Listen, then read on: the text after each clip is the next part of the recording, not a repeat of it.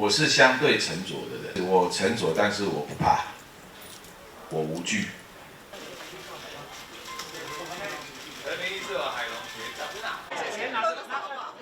拿着我看一下。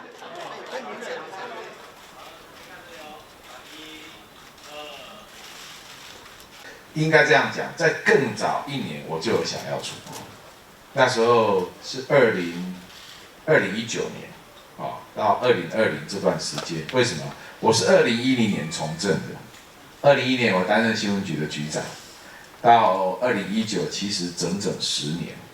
那时候我记得我在竞选第3次，我的第3届的立法委员啊。那我就一直想说，这个10年以来我虽然担任立委10年，还有新闻局长，这样加起来10年，可是我大概这10年遇到的台湾民主政治上面很多人一辈子立委遇不到的事啊。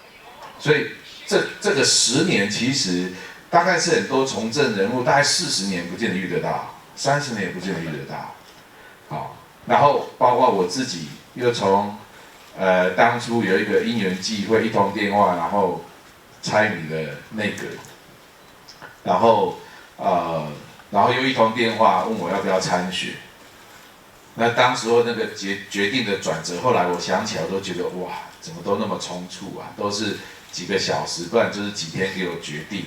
然后我一决定之后，影响了后面整个人生。我在想，如果说2010年那一个过年的电话，吴敦义打电话给我，我没有接那一通电话，可能今天我不是在这里啊，我今天搞不好去坐那个云朗那个位置。不好意思啊，学长，不是要抢你的位置啊。但我讲说这个人生就是这样。因为我自己的性格就如同我的秩序里面所讲的，就是我是相对沉着的人。当然，沉着的另外一个有可能拿来做代名词就是保守。那我觉得这也没什么，这个都是相对的。但是另外一个相对的是，我沉着，但是我不怕，我无惧。就是面对很多事情，比如说你叫我回去选举算就算啊，就来选啊，决定了就来选啊。所以那时候这个接到电话说，你要不要回去？你能不能回去选举？我说给我考虑一下。我考虑好，我跟上面报告说，怎么来算？我跟你讲，几月几号以前我要辞职。你们一定要的话，你就征召我，那我就辞职，我就去选。在于说，其实国民党是一个真的是大家庭啊，而且是非常有历史的大家庭，127岁了，所以127岁跨越了3个世纪哦。然后我们的党员里面最高龄、最高寿的，我去颁奖章给他的是今年106岁，他的党龄今年加进去是86年。那你认为他的想法跟我们现在想法差多少？然后他的背景跟我们背景有没有差？